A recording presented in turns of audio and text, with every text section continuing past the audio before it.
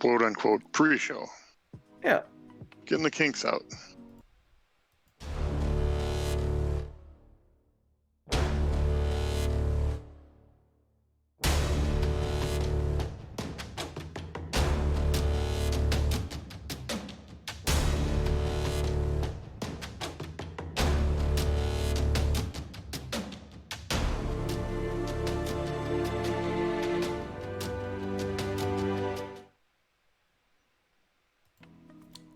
He's like, well, I can try. Hey, everybody. You want to hear about a sentient sword with a dirty mind? Welcome back to Two Nerds, One Quest. This is honestly going to be a bit different on your holiday week here. And we're live on a Friday morning. What the hell? I'm amazed all four of us are here on a Friday morning. We can't all get together on a Sunday morning sometimes. You should be. That man in the Super Mario shirt is one Ryan. I still want to say Ryan Crixus Kukta. Like that rolls off my tongue. Yeah, I mean, the alliteration was a big part of it. So, oh, hell yeah.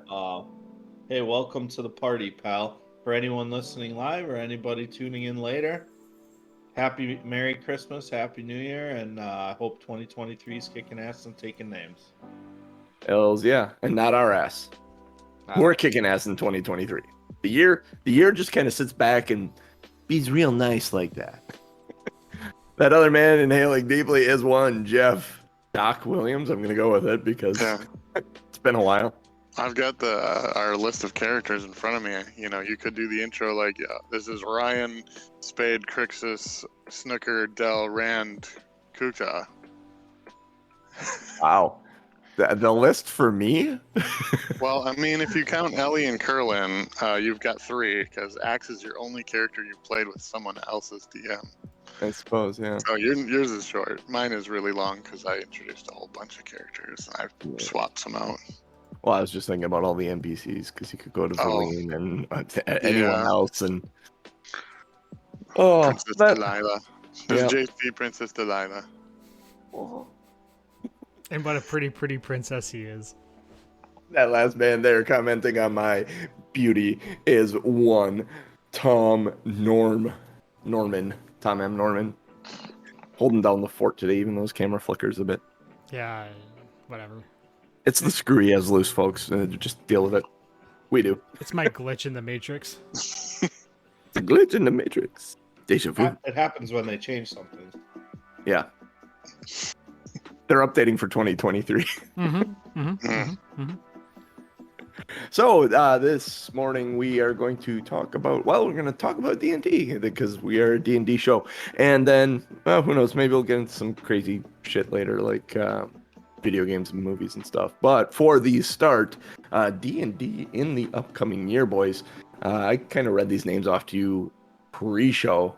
The release schedule for 2023 in winter, we're getting something called Keys from the Golden Vault. Is that do you think that's an adventure? Probably, right?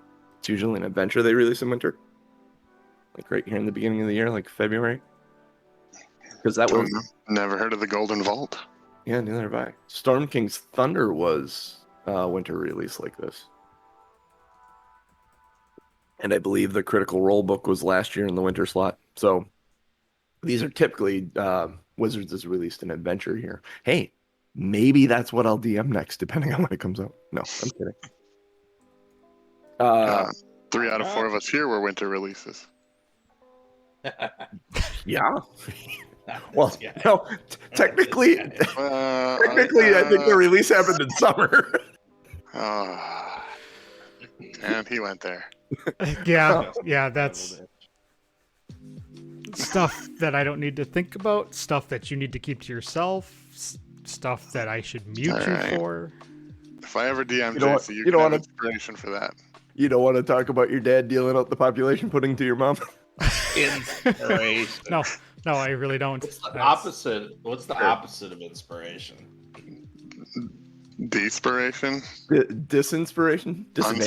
Unspiration. I like that. Unspiration. Spring release coming is Bigby Presents Glory of the Giants. And just based on the title of this sounds like it's going to be like Fizban's Treasury of Dragons, but for giants? Sounds kind of cool to me. That'd be cool. one-stop shop for all your giant needs. And then the thing that's probably got me most excited on this list in summer is the Book of Many Things coming in summer. Yeah, I said summer already. And a Phandelver campaign, which, I mean, like we started in Phandelver. We could go back and do the Phandelver campaign. I think Tied in. what they had, yeah, I think honestly we could go back and play Lost Mines of Phandelver and then run the Phandelver campaign, because I think that's what it is. I think that's supposed to be like a campaign coming off of Lost Mines of Phandelver, which is the starter adventure that we didn't do. We did the other one. What's the level? I imagine. Well, Lost Mines of Phandelver is 1 to 3, I believe. So it'll be 3 to 12 probably, if judging by any of the other stuff they've done in the past. That makes sense. Then last but not least, oh, sorry, go ahead, Jeff. I was gonna say, I don't know if any of us have ever run it. I know I've looked into some of the beginning stuff to potentially run for the family, but not enough to know all the secrets. So we probably could run that one. That'd be an interesting thing. I have read all of it. I've heard stories about people running it, and it sounds like it's fun. Goblins, so goblins are always a good time. Unless, of course, you're Aranon in your first session. Yeah, then goblins hurt. Then you need an Ellie.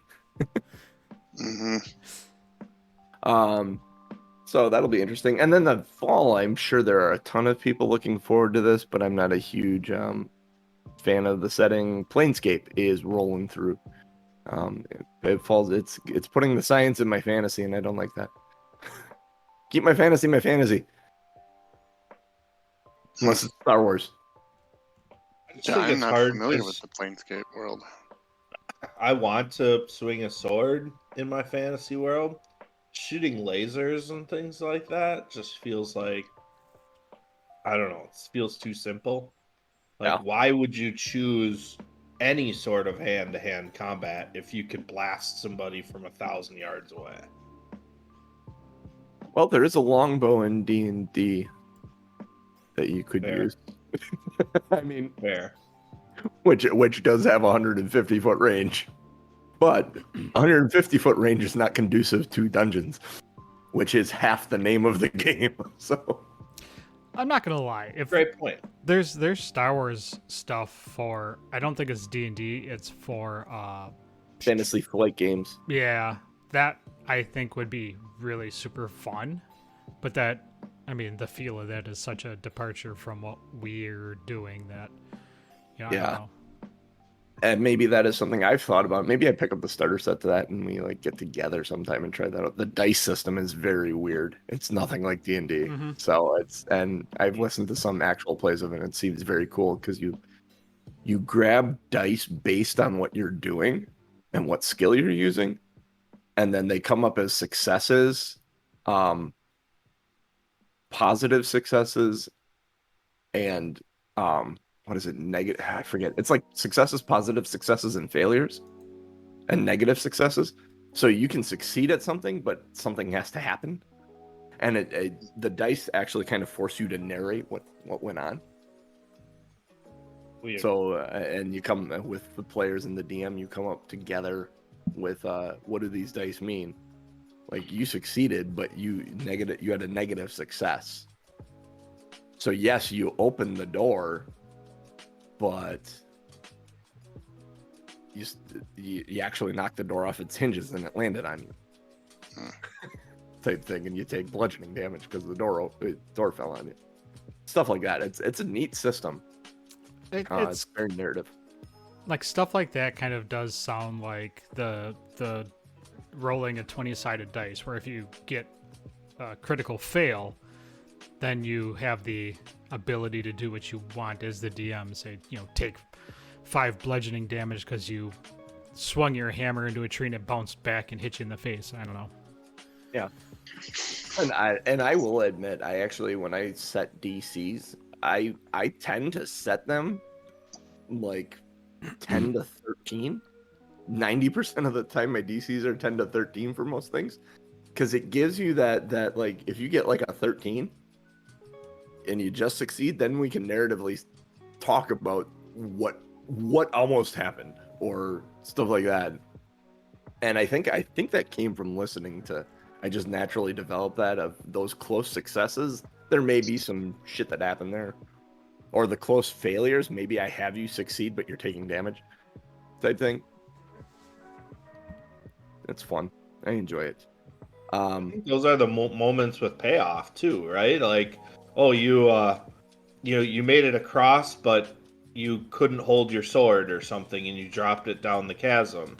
Do we go get the sword? Do we move on and I choose a different weapon? Like, it's that kind of stuff that really tends to add a lot of value to the experience. It's not, oh, you jumped over the chasm and moving on. Like, what else could have happened to you in that moment? Yeah. That was really interesting. I ran a one shot earlier this week from my cousin and her group, and we were traveling, and I just off the top of my head, and I don't know why I did this, and it ended up being like an hour of our game, which was amazing.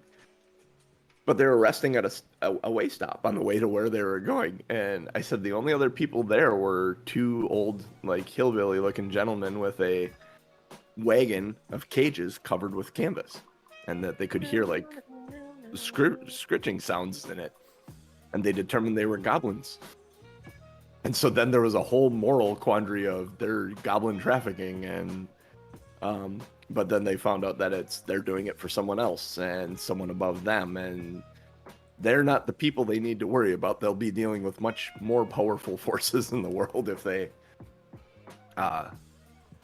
set these goblins free. So they ended up teaching the guys how to take care of the goblins as best as possible, be very humanitarian with them, and gave them extra food and cleaned up the tranquilizer needles that were being used to put them to sleep and stuff. It was fun.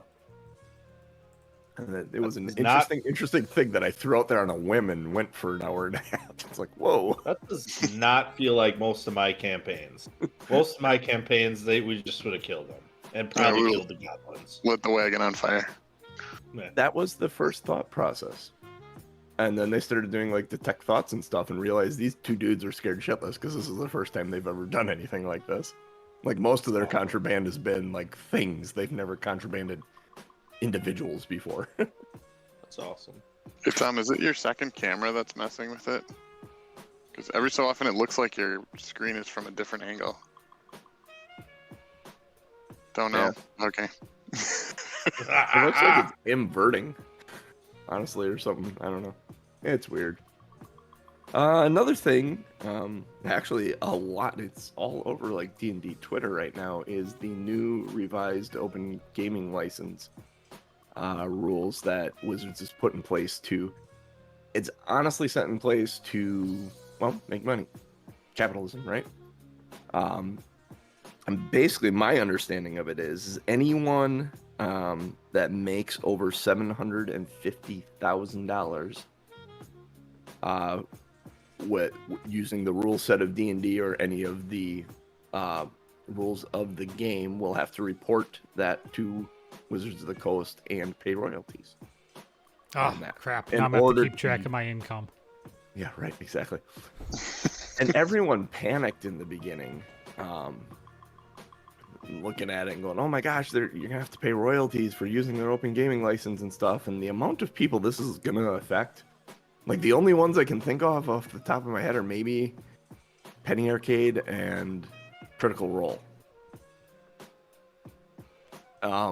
Beyond that, nothing immediately comes. Well, Dimension 20 might as well. Those big name streaming. Yeah, group. I mean, do you think that would involve? I would assume that would involve like Roll20 and all. Anybody that is really wholesaling, not necessarily, like D&D Beyond. Would probably be thrown in that. I'm wondering if now that you say Roll20, I'm wondering if this isn't actually specifically to target Roll20 now that Wizards of the Coast has acquired D&D Beyond and is looking at making a virtual tabletop. Mm-hmm. Damn. Because there's a lot of those. Go ahead, Genius. I know a lot of the information was coming, or a lot of the speculation was coming from artists because they didn't have a dollar figure initially. So it was, I think, kind of a, if you're drawing artwork, if you're creating items, if you're doing stuff and maybe even, making dice with logos on it or whatever and selling them, you could be, you could be in that group. But I mean, I feel like, 750,000 is a lot. So I tell you what, there's a lot if we make up to $750,000 off of D&D, I'm not going to complain about having to pay royalties beyond that. Yeah. No. If there's any wealthy patrons out there. That's hard though too, with like kind of patrons of the game, right? Like this is a hard one because you want people to feel inspired to like kind of be kind of the stewards of your concept. I mean, without Critical Role, probably this isn't as big of a boom as we experienced in D&D over the last 5 years. So the reality is you want these people around. You just don't want the abuses of these people. Like, I'm going to set up my own competing product that is centric around D&D but doesn't use the same terminology, but you should use my product instead of Wizards' product. Thank you, Paizo. Bring me income. Do you think they're actually trying to prevent another Pathfinder? Are they nervous that they're changing the rules so much in D&D 1 that because the last time they had a rule set go through that the general population went, what the? We got Pathfinder as a result because they made mods for D&D 3.5, and when 4th edition came out, it was such a departure from what 3.5 was that Paizo said, well, we're just gonna make our own book then. And heavily borrowed, actually out stole from 3.5. And that's what's kind of interesting, like D&D Beyond before the purchase or merge or whatever, I mean, they were still, Wizards was still making money on that because they were selling the books and things too. So, I mean, I'm sure there was some influx, obviously it must have been good enough that they wanted to buy it, but to get all of that profit. But, so even some of the other ones are not necessarily 100% profit either. Yeah. I think even like Fantasy Grounds and things, if you're buying the books from Fantasy Grounds is buying that license from Wizards. Yeah. And don't get it confused either.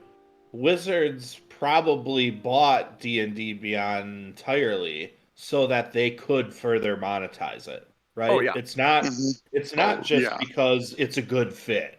It's because they see additional potential over and above what we have now on selling different things, terrains maybe, if they bring maps into it, so much opportunity for them to add pieces and then charge us for it. Now that's good for us because it adds functionality, but recognize that little pieces of this might be charged where right now it's not charged. So all of you being former or current collectible card game players, the amount of money spent on other games versus D&D is ridiculous. So no matter how much we complain about what costs compared to buying a brand new set every 3 months, a box or a case or whatever we were at. I mean, look at it. They got a book schedule now. They got 4 books coming a year, 4 or 5 books coming a year at $50 a pop. What was Magic the Gathering? 3 sets a year in its heyday? With the core set 4, yeah. With the core set 4, and what we normally do, buy a box at twice the cost of one of these D&D books. Of course, they're trying to monetize it. It's one of the biggest games in the world right now. I mean, if you think about it, it's no different than any subscription model like World of Warcraft or Netflix or HBO Max or the dozens of other video games. Yeah. Well, one of the problems with Magic, though, is that it's so saturated now. There's over 30 products a year with these secret layers and things like that. So, Jeff, let's go back to your situation. You're as much a collector of the game as you were a player of the game. It's impossible to collect every card And then that that's comes where it out got. over the year. It's That's impossible. exactly where it got for me. You know, Yep. when there was a big enough group and everybody was buying, it was easy to trade and get a full set. But when it got to be, you know, not just full sets, but you got all the verses and the dual decks and all that kind of stuff coming out, and then you got special editions, and then, you know, those special foils that came out like around Amonkhet and that. It's like, yeah, it's Foil impossible. sliver deck. Yeah. All the secret layers, the alternate arts, the now they've got versions of cards that don't even have English. They're like the cards are type lined in Phyrexian and stuff like that, and they're just worth more because they're different. Like it's impossible to be a collector now and collect everything available. So you kind of, by oversaturating because you wanted to make more money, you kind of, you know, shuffled out a significant part. But I am sure, just like how Clash of Clans survives and any of those other games that you can drop tons of money into, there are whales out there that are buying it all. There is probably a group that's maybe the top 1% of players that are out there just buying it all. They are collectors on an extreme level. And I mean, it's sad for collectors like Jeff. I feel bad because I always thought it was super cool that he had like fucking everything, at least one. And that was always the thing. Does Jeff have his set complete when we all bought our boxes? What are you missing from your set? What can I trade to you to get your set complete? As a group, got right in that. Ignoring some of the special stuff and obviously foils, you know, I think I've got like a full set for 15 years of every regular card printed. You know, so it's someday your grandchildren are going to take that on Antiques Roadshow, and they're going to have no idea how much money they have. Yeah. No. Yeah. Who knows? By then, nothing will be paper. Yeah, exactly, and that's why it'll be worth so much, because all the paper in the world will be gone. Yeah. No, there's a couple of ridiculous ones I've seen recently. I think I showed you guys. It's like, yeah, it's not, you know, cards that are worth nothing to me because I would never play them. And it's like, if it's worth that to someone else, I'd definitely get rid of them. Well, it's like Ben's white bordered volcanic island is like thousands now. It's like, Ben, you might want to consider selling your cards. Sell your cards and pay off your house. Yeah. Yeah, I mean, there's one card that I still need. I mean, at least one of for my deck, and it's a Bayou. And I used to be able. I should have got it for $120.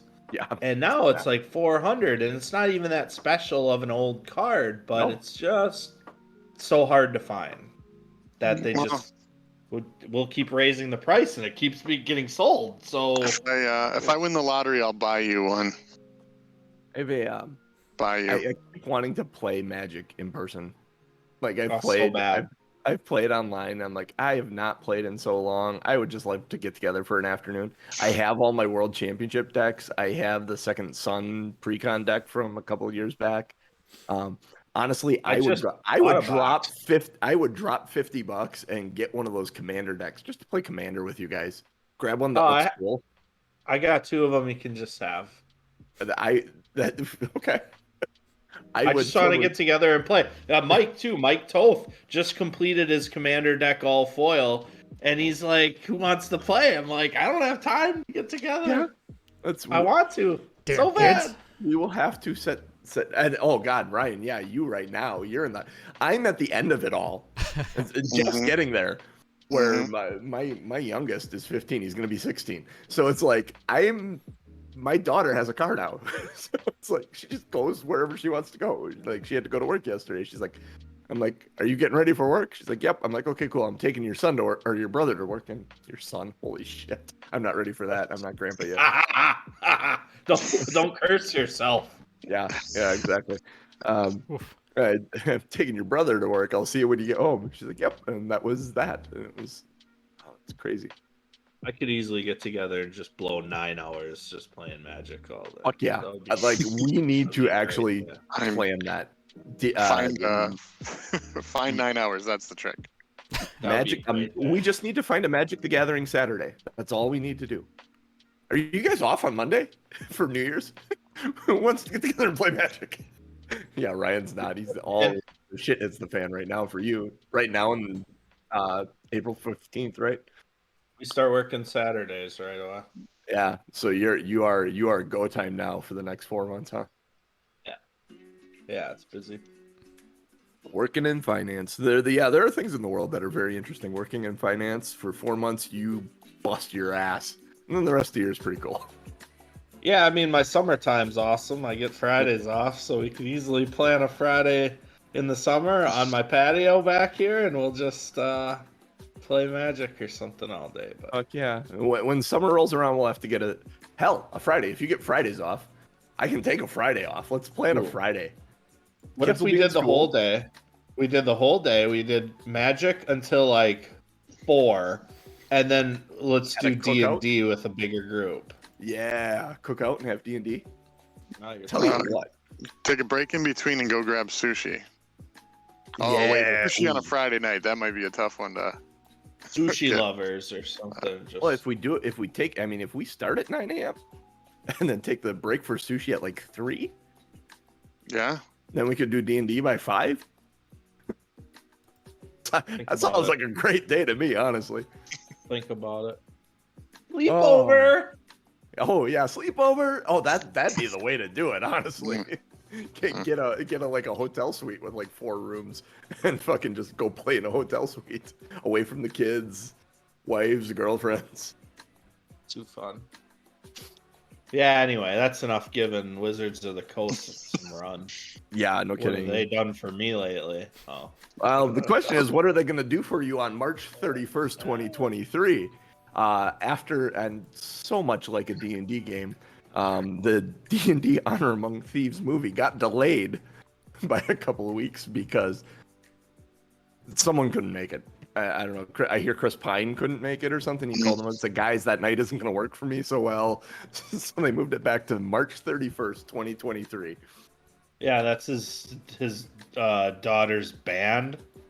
So that just doesn't work for him. Yeah. No, I mean, it's just an interesting thing, and we talked about renting out a whole theater Mm-hmm. for it. I still think that would be a fun thing to do. That is still my intention for that. I know enough people and children, and it's supposed to be child friendly. My kids want to see it.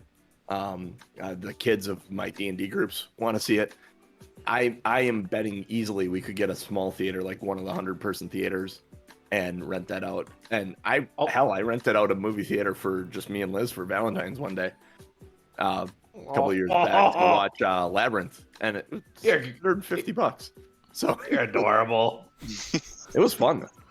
That was probably the most expensive date I've ever gone on in my life, because I rented out a theater and then we went to the Republic Chop House as well. No. Yeah, That was that that cheap. But I will tell you right now, probably the best date I've ever been on in my life. That was an amazing night, and I will never forget that night. That's effort.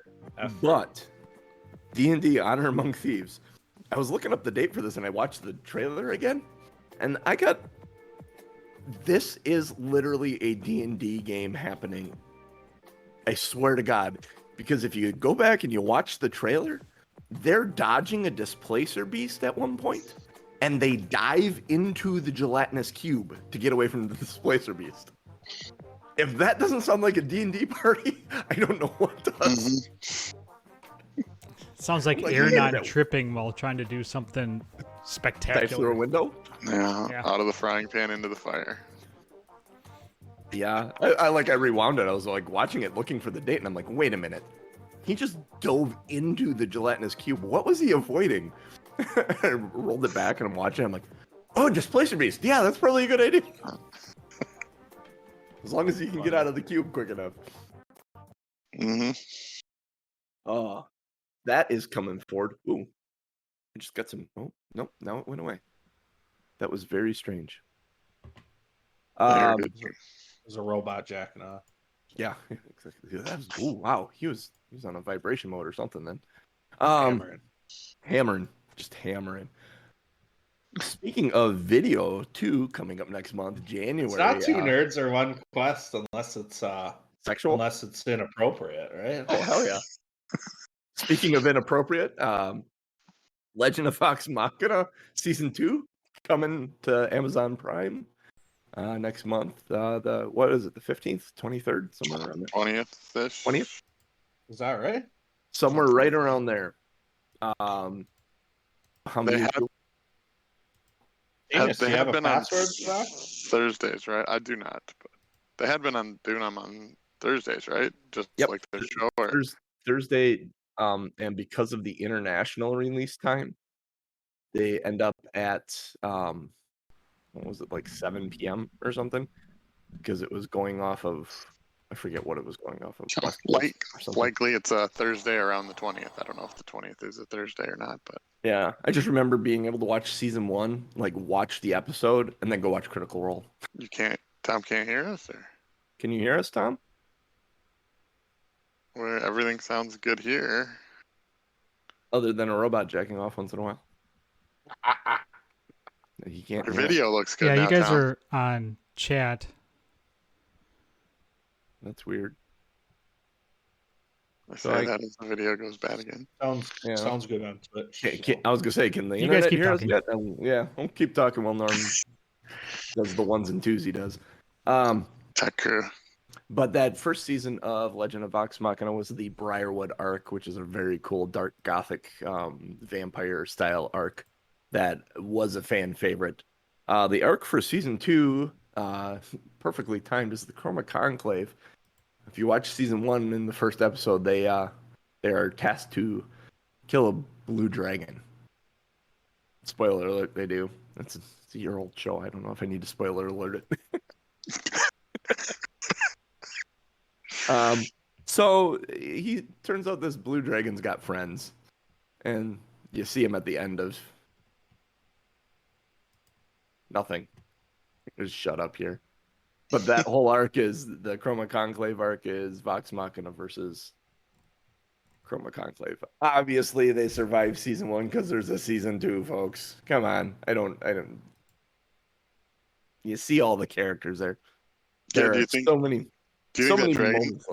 Do you think that Dragonborn's gonna show up for season 2? Oh wait, never mind. I don't. You know, the one that was really smart and kind of buffoonish. Yeah. Yeah. No. I don't know because that is those of you that watch, they visit is I'm gonna shut up and keep spoiling shit. Like I'm like right on the edge of spoiling shit all the time, and I feel like Scott You're Johnson. on the edge of spoilers. No Lady Gaga fan. All right, fine. Yeah. Oh no, I got you. What was I gonna say about this then? I had something to say, and now I lost it. Well, shiznit. It's because of my Lady Gaga. I heard they got a good a voice cast for this one. Yeah. Oh yeah, there's some big names in that. I don't remember what they are, but I remember seeing them going, "Oh my god!" Yeah, just off the top of my head, there's like Matt Mercer and oh wait, never mind. All right, I'm back. Oh my! He's back.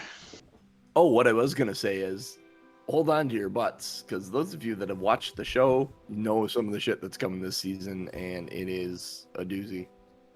Speaking of a doozy, I'm gonna hop off of D&D here for a moment. The Last of Us is coming on HBO Max.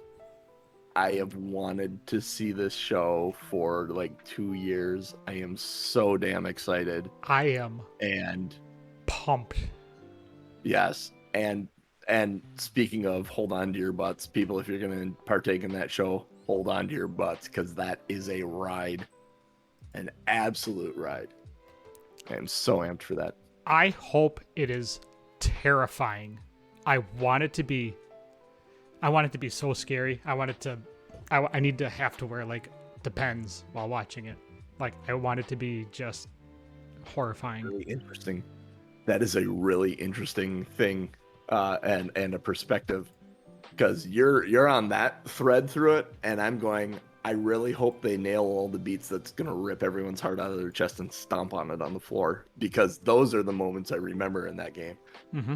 The stuff I remember about both of those games are not the zombie moments. No. It's the moments when the humans are interacting with each other, whether they're talking, fighting, or physically going after each other.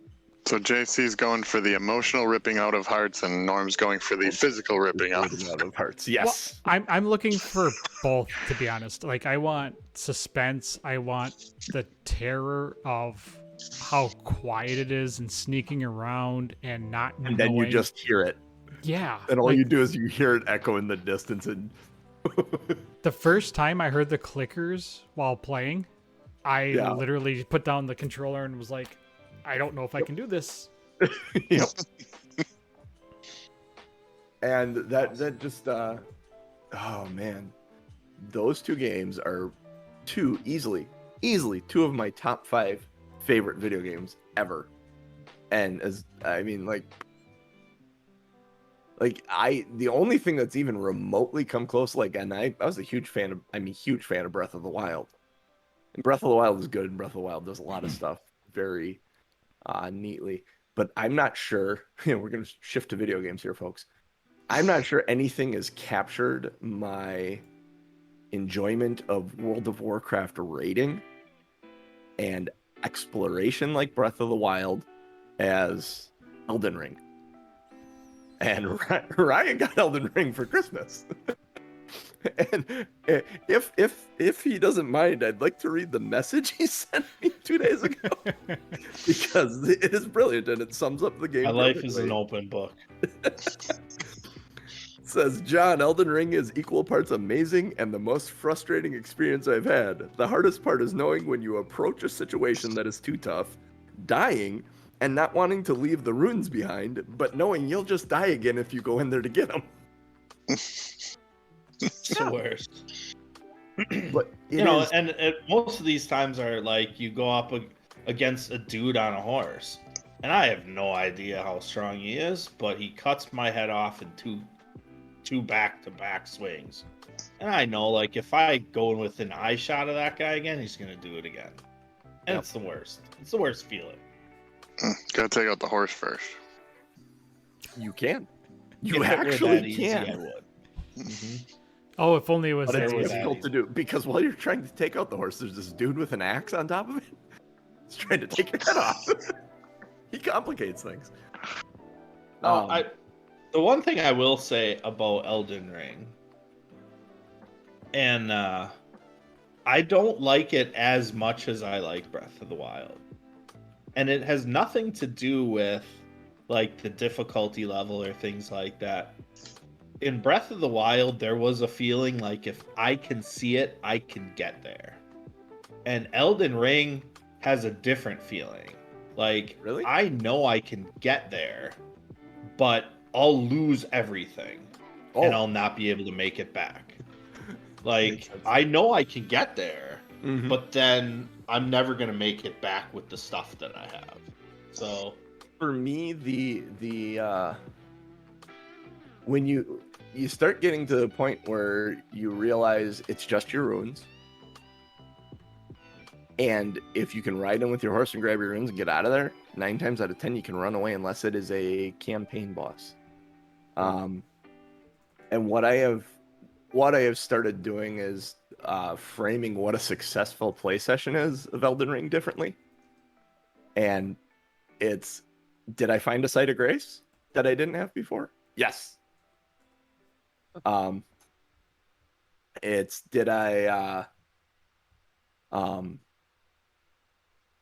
find something new that I didn't know was there?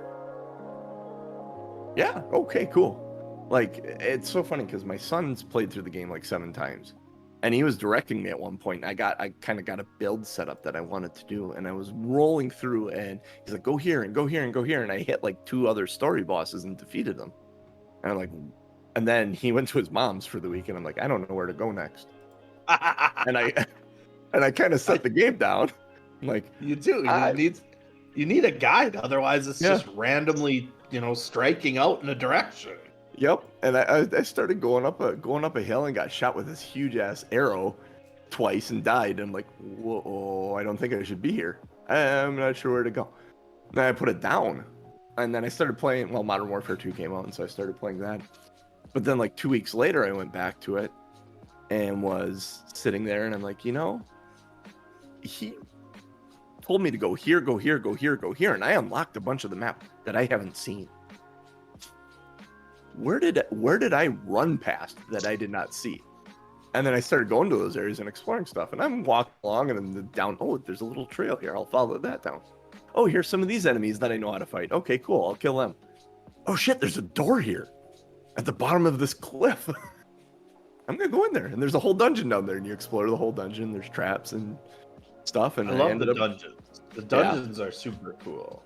yeah, and But they're all I think over my biggest, like, what I don't love about it. Okay, so I'm there's like a new, I don't know, off the road. There's like a structure. I'm like, cool structure.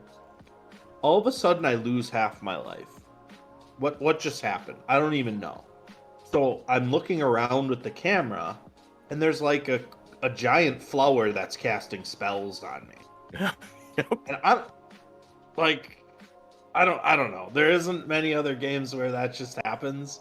Yeah. You usually like get to know that you're being attacked before you're being attacked. I don't know, but it does. There's a sense of danger in the game that's very cool. I'm sure, I haven't played The Last of Us yet, but I will be playing both of those through at some point.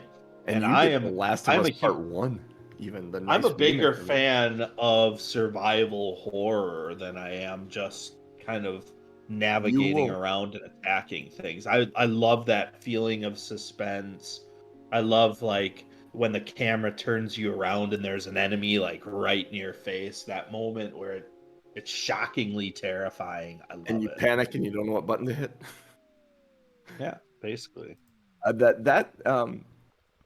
Elden Ring, when you get to a high enough level, you can go back to places that you struggled with before and just annihilate people and wipe the ground with them. I mean, and this is where, like when I said it captures World of Warcraft raiding in a single player game, there are nights where you would raid World of Warcraft, you'd be on a boss, and the 10 of you would sit and fight over and over and over again for 4 hours. Hell, there's people that raid for 10 hours that you won't complete the fight. You'll die to it repeatedly, and it's like, okay, why did we die this time? So-and-so did this. Oh no, I got caught by this effect or whatever. Elden Ring has that very much that same feel. Like, you can sit back and think about the fight and say, what did I do that made me lose? Like, a lot of times when I die, I know what I did wrong. I got too greedy. I went for an extra swing and got annihilated. Yeah. It's very much a patient combat game. Like, you gotta get in, get a couple of swings, and get the fuck out and start guarding and be ready to dodge. And like, there's only been a handful of moments where that has not been. Like, there have been times where I've been able to do that and get out because I'm if you're level appropriate, you should be able to take at least 3 hits.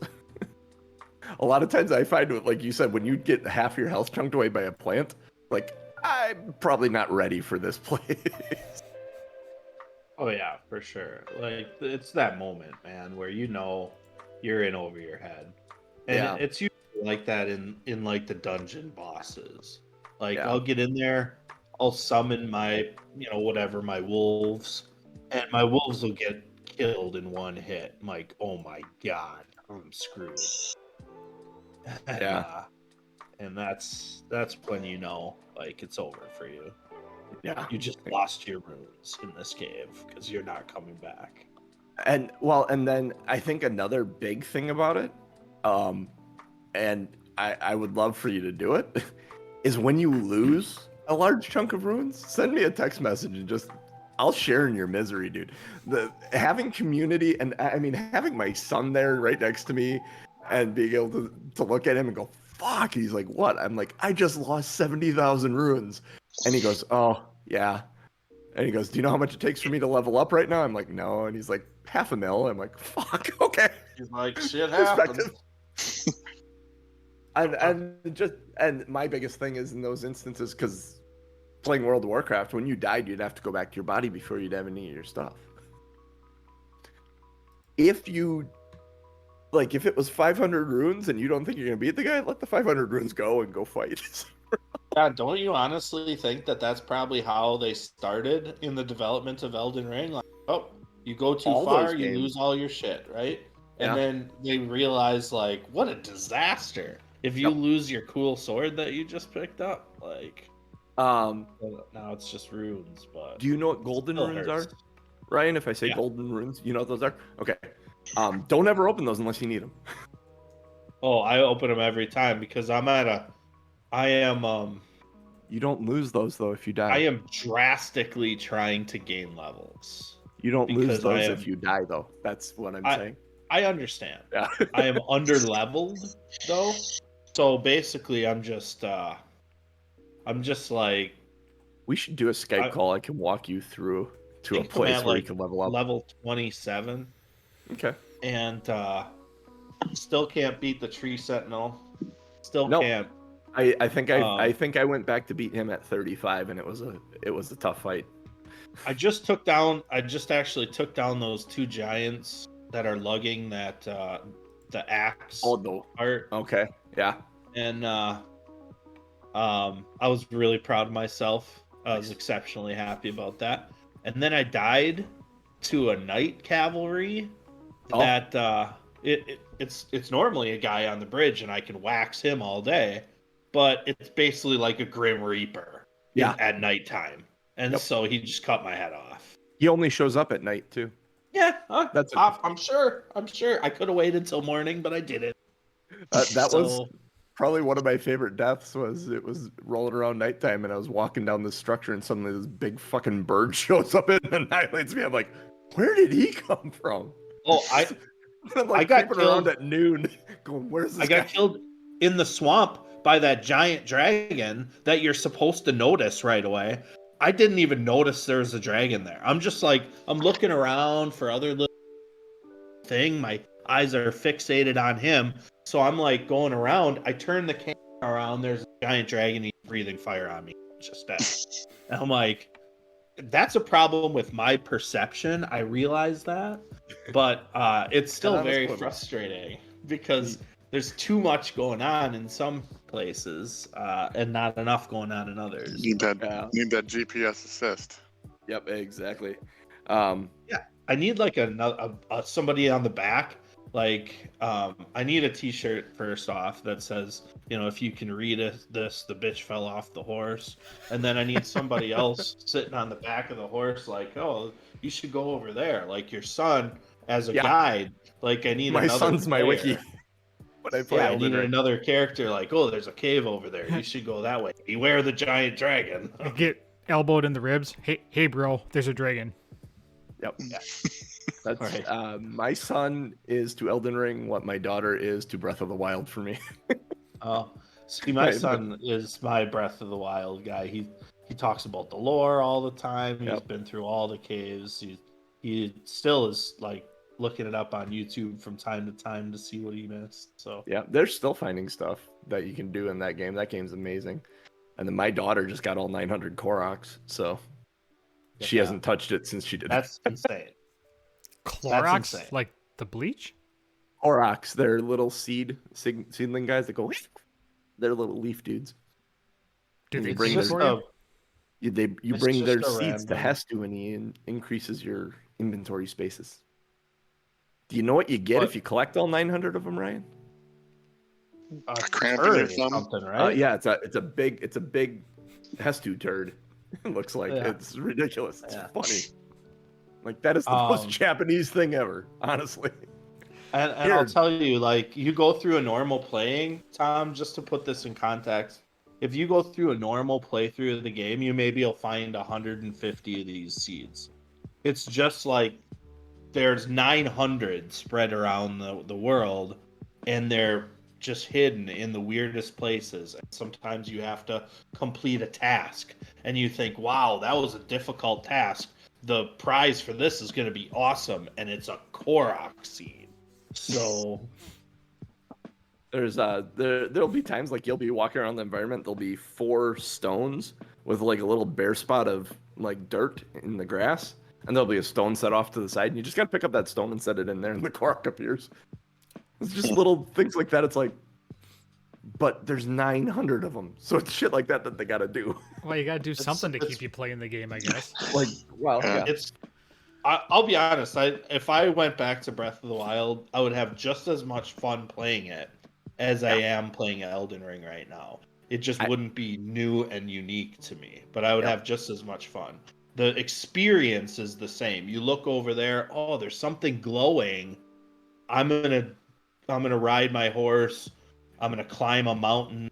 I'm gonna find out what that glowing thing is. Yep. And it's the same experience with Elden Ring. Like, I think, is that a cave over there? Yep. I'm gonna go see if that's a cave. Or you pull up the map It takes and you there's 15 minutes to get there. Yeah. You pull up the map and there's a little like dark spot and it's like, what is that? Yeah. But if I understand, the difference is in Elden Ring, you turn around, bang, fuck, I'm dead. Yep. That is a very real possibility. I mean, that's a possibility in Zelda, but it is so less frequent, and you usually have a chance to fight back. And you lose nothing though. In Yeah, Zelda, you lose nothing when you in lose Zelda, you just progress. Yeah. Yeah, you lose progress. But in Elden Ring, you You know, lose if I all had of the 7 equivalent of victories, any unspent experience and all your cash. That's all lumped into these runes. When you hear us talk about runes being lost, runes are money and experience. So you lose those and they are left on the ground in a little puddle and you gotta go pick them up. Yeah. Oh. And it's just a feeling of disappointment. Like, I should have seen that coming. I'm way too far. I haven't found a site of grace in about 15 minutes. I'm somewhere I'm not supposed to be. I'm gonna die. And you start understanding that, and you're like, I really need to find a site of grace. Where am I? I need to find something. Hey, there's a G-Man. Is that for a me, save point or what? Yeah, there's save points, and that's where you level up. And there are Stakes of Murica as well, which isn't a save point, but it's a place if you die, you can go back to the Stake of Murica to retry. Murica is the god. The lore of this world is insane. Written by George R. R. Martin. I've wanted to build a campaign around a similar idea, and actually I have one that may be possibly coming up with a couple of these two fools. Not you, Tom, because you weren't part of the original campaign, but someone still owes a demon prince a favor. So he may be calling that in to get the band back together. That's like the major untied or unresolved thread in that story that we did. So I'm gonna use that to do our reunited sessions when we do that. Video game wise, Tears of the Kingdom. Speaking of Breath of the Wild, Tears of the Kingdom coming out in May. It's like 135 days now or something like that. I got a Twitter account I follow that just posts 138 days until release, 137 days until release. I mean, that's the John Wick movie to me, man. So I got a countdown on my Twitter. Yeah. I think I'll of course be just as excited about the second one as the first one. I will say this: I don't love like the flying in the sky stuff. Yeah, I'm nervous. They're gonna have to do that well. Yeah, they're gonna have to do that well, because if it feels like I'm just like ascending into the heavens to play a dungeon, that's gonna feel like less interesting. I think they did it really well with the Divine Beast, the bird. Yeah, so cool. Its name. It's been a while since I played. But yeah, that was really, like, if they're going to do a dungeon in the sky, there's rumors that there's going to be like dungeons again. Like, there may still be shrines, but instead of the divine beasts, there will be dungeons like the like Ocarina or any of those, or the original Zelda for that matter. God, that game was so magical when I was 8, 10. That game was tough as hell. Well, just knowing you could do any of the caves in any order, but sometimes you need one weapon in one cave to get into one of the other ones. But it was just like, I'm like, where am I going? I have no idea where I am. Okay, cool. Kind of like Mega Man, right? Like, oh my god, you can kill any of the guys in any order, but there's a right order. I did not like Mega Man. That was not my game. I never beat Mega Man. I usually got like I could get like 4 or 5 of the bosses down, and then I'm like, nope, I can't do these 3 fuckers. They're not. I think I have one on the original Game Boy that I probably beat at one point, but that's the only one I think I've played. Or Yeah, at least you haven't. You have a Nintendo Switch, right? I have a Switch, yeah. Yeah. And I know Ryan does. Tom doesn't. But I think this is going to be available on Steam. If it isn't already, they're doing a Final Fantasy Pixel Remaster collection. So all these Pixel remasters 1 through 6, they're putting in a package for the Switch. I am so amped for that because that's that's Count down the minutes. I would tell you right now, without Final Fantasy, this show probably wouldn't exist. Oh, 100%.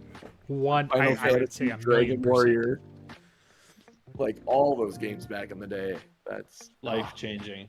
I mean, I can trace back my love of like video games with Jeff, I'm sure, like all the way back to like Derek's house, right? Yeah. I mean, Yeah, Genius, Derek playing had Final Fantasy in Derek's basement was like a life-changing event. Mm-hmm. Yeah. I remember me and Ben would rent Final Fantasy from the Denny's video on Main Street, and we'd rent it for the weekend. On the corner, on the corner of Main and Newberry. Yep, Main and Newberry, absolutely. So we would rent Final Fantasy for the weekend and have a sleepover, like 2 nights, and then we would go have a sleepover at the other person's house the following weekend, and we'd try to get to Denny's video early enough that we'd get Final Fantasy again and our save would still be there. And several times we were able to do that. And it eventually got to the point where my mom bought the game for me for Christmas. Yeah, because between all those weekends, you probably spent like $80 and the game was probably like 60. Yeah, exactly. Wow, back then, 30 or 40. No, games were still relatively... They were under 50, I remember. Most of them were, because going, what generation was it? It was when it went to PlayStation, when PlayStation came around. Actually, no, Nintendo 64, because the cartridges that's what it was. The media, the cartridge media for the N64, the games went up to $60. So, yeah, Super Nintendo. I can only say that playing my own game through the original Final Fantasy, I made it to the bridge. And if you've ever played it, that's like level 2, maybe. That is honestly the introduction to the game, because you get to the bridge and there's a cutscene. And it talks about you going on an adventure now. So I'm looking forward if there's a version that I can get then. That was playing Tales from Arise. There's a whole like you play for like 5 hours, and then you get to a point where they play the like opening credit sequence, and and the name of the game pops up. I'm like, oh shit, that was just the introduction. That feels like Elder Scrolls games, very much. Yeah. But, I mean, I definitely was involved in other people playing and, hey, I got to go to the bathroom here, play my game for a little bit. But as far as me playing it through, that was as far as I got. So you were the man that sat with the guide open on your lap, right? Oh, we didn't have a guide back then. Oh. I was supposed to call 1-800-Nintendo or something. Yeah. Like that, right? Nintendo Power Hotline. I think I do have the Nintendo Power with the original Zelda map in it, though. Yeah. So that's a fun one. Yeah, I was going to say the number of times that we had sleepovers at Jeff's house, I don't ever remember pulling out guides or... No. Because you had... No, I think the closest thing we had was, the cheat code for SimCity. I mean, we did did spend all your money and by the end of the day or something. Yeah, I mean, we did the cheat code for Contra and Life Force and all those, but that was just the standard. Just the Konami code. Yeah. Is it really Konami games? Is it really a cheat code if everybody used it? But here's the thing. Technically, I talk about Life Force all the time, and nobody remembers playing this game. That was a staple of my childhood. Yeah.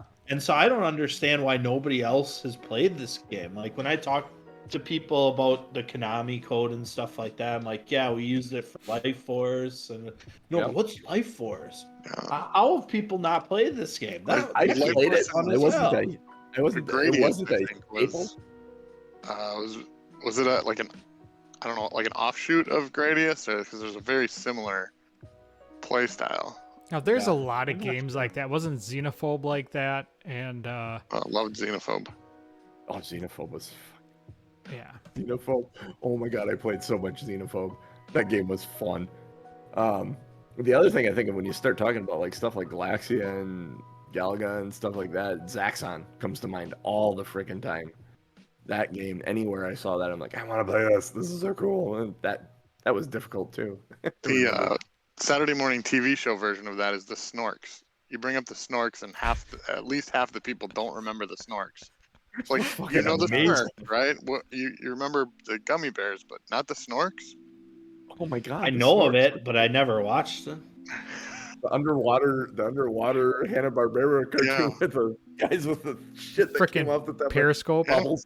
Yeah, the Periscope heads. Precursor to the Teletubbies. Oh, it's all terrible. It's all terrible. The Oh, other you know major what's game- terrible is trying to watch a He-Man cartoon now. Like if you try to, the animation is just makes you throw up in your mouth. It's so bad. if you want to have fun, go just search Dungeons and Dragons 80s cartoon. To get back to D&D, search Dungeons and Dragons 80 cartoon on YouTube. The entire series, someone's got the entire series out there on a playlist. Mhm. I go back and watch that regularly. I love It's it so much. great. It's great. I have the calendar. But like, I'm disappointed it's gonna go away. I may need to find it again. But I had it for 2022 as Dungeon Master in it. Like, I'm thinking of taking the calendar apart and framing some of the stuff. I would watch Flight of Dragons again. That would be. Oh yeah. Yeah, there's a Dragonlance movie too. I forget what it's called. That is on YouTube as well. They're apparently bringing back the D&D cartoon. They're making a new series. I think it's. Oh, I forget what it's called specifically, but it's gonna run on like Amazon or something. I'd be for a down for season. that if it's done well. I mean, I don't. The problem when they All bring the in original characters. yeah, I just don't want it to be like and Uni and Diana and Sheila and. super fan servicey. Like I want it to be its own thing and not like, hey, remember this? Hey, remember this? I don't get why people don't like fan service. It Fucking depends upon what it love is. Some stuff is just Rise of dumb. Skywalker. Yeah, I don't want it to be love silly. I'm the almost Rise a of mockumentary of it. Yeah. I can Like, absolutely get handle it something. deep. I can handle something being silly and self-referential as long as, like honestly, break the fourth wall when you do it. Look at the fans and just like. That works for some stuff though, but it doesn't work for everything. Like fan service is good if it's done well. But if it's like dun dun dun dun dun, hey, look at this, dun dun dun dun dun dun dun, I and it's like, find it why did you didn't come- have to do that? It comes down to whether or not the creator was actually a fan and has a pulse on what the fans enjoyed about it. Yeah. That is That's what the it is. difference. If the creator has no clue what the fan base enjoyed, the fan service sucks and it ends up looking like what you're talking about. But when the creators were fans and know what the general fan base enjoyed about it, I mean, look at the Critical Role Legend of Vox Machina cartoon. Like, everyone knows, like, and they went to the fans who supported the Kickstarter and said, what arcs do you want to see? What were the important beats that you see? And you can see in the season 2 trailer, Grog's got a beard. They highlighted that Grog's got a beard. You know there's going to be a 2-minute segment with his interaction about his beard with Vax. That's gotta exist because it was such a big moment in the show. I can't imagine that wouldn't be a thing. So, and yeah, That's all So- personal opinion. It's whatever. it's true. That is true. Some people really enjoy tons of fan service, and some people would just want it right the hell out. Yeah. That is true. The other game, honestly, I have 2 games on my radar for 2023. Actually 3, but one I kind of already own, and I'll explain that in a little bit because that's the third one coming out in 2023. 6/6/23 or 6. So on 6/6/6, we get Diablo 4. And this is a game that people have been waiting for, 6 years now at this point? Yeah, probably about that. It is. We thought we were going to get a Diablo 4 release date when they announced Diablo Immortal. Mm-hmm. And Diablo Immortal is coming on. Yeah, Diablo is one of those games. I never played Diablo 1 until well after I played Diablo 2. And I buy it now pretty much usually Ben Schmidt. Not day 1, but usually pretty damn close. Yeah. Ben Schmidt played Diablo 1. I got in at Diablo 2. Like, I played Diablo 1, but I kind of I played when I was at his place because I didn't have a computer that could run it. But when Diablo 2 came out, I remember playing that, honestly, with Mike, Toth, and Patrick and stuff when I lived on Remington, there in that duplex. Got into that, but Diablo 3 was really where I went, I like Diablo 2 a lot. I love Diablo 3. I know a lot of people don't care for that in the Diablo series. Diablo 3 is up again.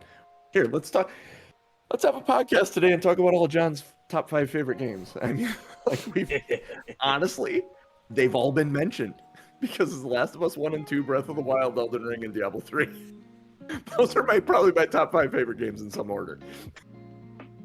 And Diablo 4 on the horizon and Tears of the Kingdom on the horizon. It's fuck, you couldn't have put one of those in 2022 for me. But we got Elden Ring, so.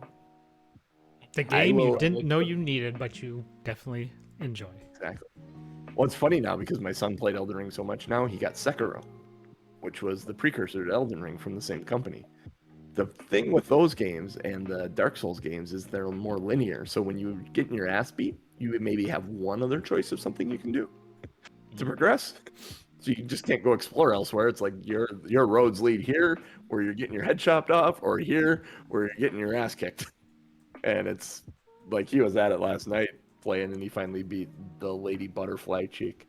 And that game is way more. That's not block and counter like I'm playing in Elden Ring. That is straight up dodge and move and ninja throwing star shit. Dodge, duck, dive, and dodge. That's the character I play anyway in Elden Ring. I don't carry my shield. I just dive around. So. Do you samurai then, or what did you take? I'm a confessor. Confessor, okay. Ooh, that sounds kinky. That it's nothing like. I want it to be more. Confessor kinky. Jeff's familiar with. I'm seeing Jeff smirking over here. Yeah. I wish it was that. You just walk up to someone, put your hand on them, and boom, there you go. That's obviously why I picked it, though. That's why I picked it, because it's like, I'm gonna play a female confessor. This seems cool, and it is probably not as cool as some of the other. One of the more difficult the classes magic users. Well, it's faith-based, isn't it? Yeah, but I need more spells because even my heal is pretty inadequate at this point, and I haven't put any of my levels into faith yet, so I'm pretty backward. I could tell you right now, the interesting thing about the game is the starting point is only the starting point. It determines your starting stats and what gear you have. And then you can just switch whatever you're doing. Mm-hmm. I started my first 2 characters are both samurai, and then I went and I started a wretch because I wanted to torture myself. I start with nothing in base level stats. But there are benefits, it takes less to level up at the higher levels because you start at level 10 instead of level 15. Oh. Awesome. But being faith-based, Ryan, you could go find yourself 100% block shield and some good armor and build your strength up and build a paladin style character like I'm playing right now. It's hella fun. See what happens. But yeah, Diablo 4 coming up. Open world, cross-platform. So Tom, I'll be able to play with you on PC. Ryan, you'll be able to play with us on PS5. So yeah, we should all be able to play together. Jeff, you're gonna have to buy something if you want to play Diablo 4, or hope someone hands you down a really nice computer. Yeah, Side Tom, note, what are you looking for? Oh, yeah. I was gonna say I got a hard out at 10:30, so if we want to wrap up by 20 after and do titles. 10 more minutes of talking. Oh, people have been entering titles? Nice. Cool. I didn't even think about titles. Yeah, well, Neither. there's been a couple that are like, how is this not a title? Oh my god, I laughed out loud with Steak Murica. That one was awesome. Yeah. Sounds like the, a restaurant in Texas. The one thing I am sitting at, I am amped for Diablo 4, but I'm going to have a bitch of a time because there's no Crusader. And that's what I play. So it's like, do I try Druid? I remember the Druid being cool in Diablo 2. Or do I do the Thief? I the love Thief Necromancer. I'll play anything, to be honest. I don't necessarily, like Witch Doctor, I played Thief, I enjoy the Bone Explosion Necros, like to do that. So I may do that. I get bored playing a Necromancer because it's not OP. challenging. Yeah, I don't feel like I'm being challenged at all. I'm just kind of like, okay, I'll knock you down, and then knock you down, and knock you down, and your 3 friends come in, and I blow you all up. Yep, yeah. The Witch Doctor was fun. The Rogue, or the... Demon Hunter? No, I'm thinking Monk. The Monk was fun. Oh, I love the Monk, too. The Monk and the Crusader are the 2 I play. Either one of those is in Diablo 4 right now. It's like... I'd like to see something new and unique, something they haven't done with the other. Yeah, I don't know what kind of class that would be, like, but let's see. So right now, we have a barbarian, a druid, a necromancer, a rogue, and a sorcerer. I will probably honestly end up being a barbarian or a druid or a rogue. or any of the other 3 you just mentioned. Or I won't be the necromancer. I won't be the necromancer. That's the one I have eliminated. I'm gonna have to touch all the other ones before I choose. Well, I mean, you can still do other things. You don't have to have Bone Explosion. I mean, it's... I know. I know you do because it's huge and it's cool, but you don't have to. But if you can explode bones, you want to explode bones. I'm an optimist here. This is my issue: is I'm an optimist, and well, other than the druid, and maybe the sorcerer, none of these characters seem very positive. I don't know. Maybe that's why I'm drawn to paladins and the crusader and. I'm sure they'll probably have it as DLC later. Oh yeah, I mean expansions. They're going to do expansions to this game. They have to.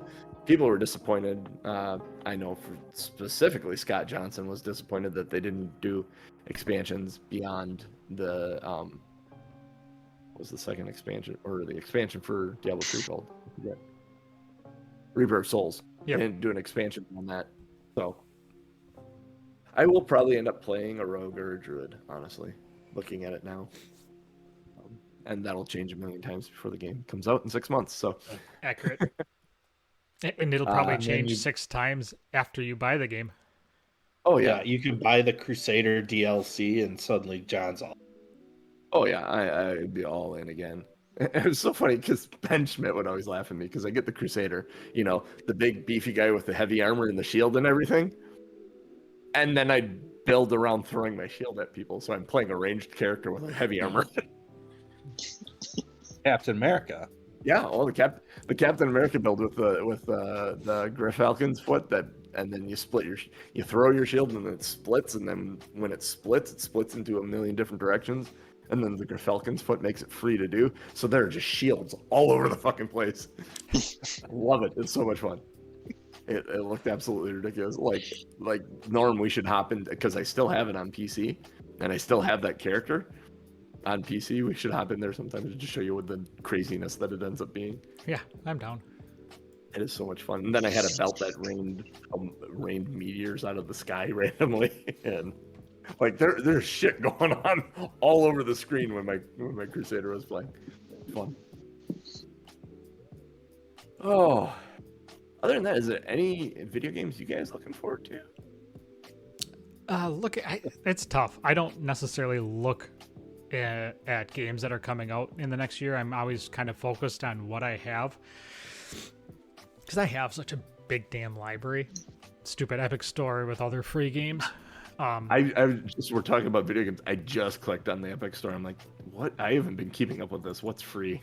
How long is that thing going on? It's been a free game a day for the last like 10 days, and I think they put it back to the regular free weekly game on Wednesday, maybe. Oh, it's gone back already to that? Yep. Ooh. There was some Dishonored. stuff, but yeah, Dishonored is 2 free right now. or Dishonored Director's Cut or something. Yeah, I will get that. Thank you. There was a Although I have access to that on Game Pass. if you have Prime Gaming, I think Dishonored 2 is free through Prime. I don't remember, Cool. But yeah, I mean, I've been playing Death Stranding, which Yeah, I was gonna ask for an update on that. How's that? it's so I started Death Stranding on Monday or Tuesday, and I started State of Decay 2 because I have like 2 or 3 for months of Xbox Live. Mm-hmm. State of Decay 2 I started last night, and it's fine. How is that? It's fun. It's a survival resource collector. It's good. I played for like 2 hours yesterday. It's Okay. kind of maybe a little buggy. Like I kind of, before I shut it down last night, I kind of wandered around for 15 minutes trying to figure out how to do something. And it wasn't really like, and it ended up being a bug where I had to, save, log out, log back in, go back over there. Which after, the game's been out for a while, so that's kind of dumb. But the play is fun. The resource management is relatively easy. It's fine. A little bit of trivia about that. The studio that made those 2 games, the studio heads of that studio were the same studio heads that started up ArenaNet and created Guild Wars. Mm-hmm. And then they left Guild Wars when Guild Wars 2 was mid-development and went off to create State of Decay. Because they wanted to do something zombie-related instead of fantasy-related. Yeah, if you have access to it, try it out. You might like it, you might not like it. I think it's pretty fun. It's third person, so it's good. And Death Stranding, I'm oddly intrigued with it, even though at this point I put in like 4 or 5 hours and I'm still an Amazon delivery driver. It's part weird. of that game. It's so weird. So weird. Part of that game is the online functionality of it was designed into it because people leave shit behind, and then people like you'll be playing the game and it's a shared world amongst all the players. Mm-hmm. Mm-hmm. So you'll need to cross a river, and people will build a bridge like over time, build a bridge that spans the river, and then that bridge is just there until someone destroys it. Or you're trying to climb a mountain and somebody will already have a python and a ladder already set up. Yep. So if you forgot to build a ladder to bring with you, you can use somebody else's ladder. It's very interesting, but basically you end up carrying like 200 pounds on your back, and you have to control your level, your balance. So you'll start like moving to the left, so you kind of have to right click on the mouse, and then you'll kind of straighten yourself back up, and it's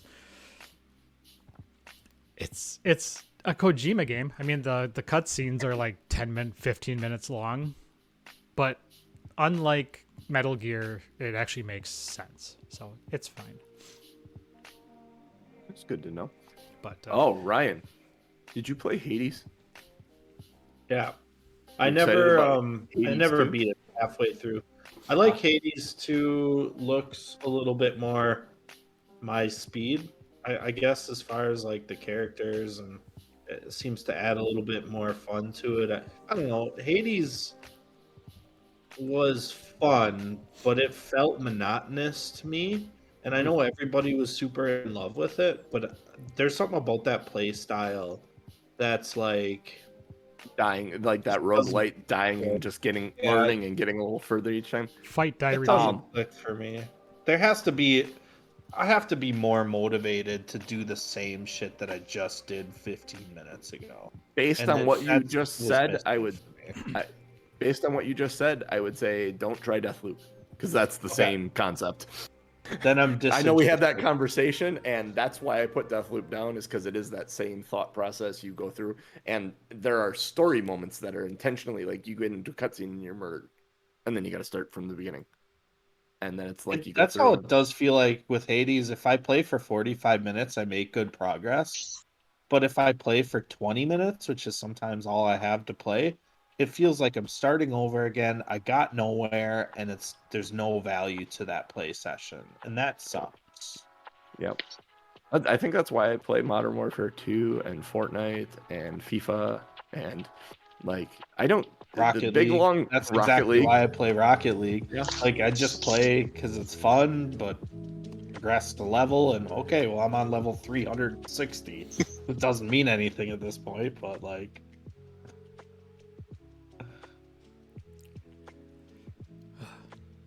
All right. You want to wrap this up and give this thing a title and put a bow on it and write a name tag on it? Yeah. We are You like Tuners geek- and Quest. We are here usually Sunday mornings, 8:30 a.m. Central Time. Today was a special thing because Sunday is New Year's. But we'll be back a week from Sunday with the next show. I will announce that out and throw out the links and stuff so you can kind of watch that and catch up with us. We're all gonna be there, right? We're back to norms. I would assume Axe so. and Rand and Fuck. what's his name? Vok. I was gonna say Doug, but it's not Doug. Vok. Yep. So unless something changes, that's the storyline we're at. Follow us everywhere. bit.ly/OurFun Discord has all of our links and goes to our Discord channel. So check that out. Patreon.com/Tuners and Quest. Let everybody else know about the show. Give us ratings and reviews. That helps us out. Last show of the year. So everybody have a safe and happy new year. Thank you for being on this wild ride with us. We have a lot of fun, and we'll see you in the new year. I like seeing my buddies, so this is fun. Oh hell yeah. Fuck, guys. Rock and roll.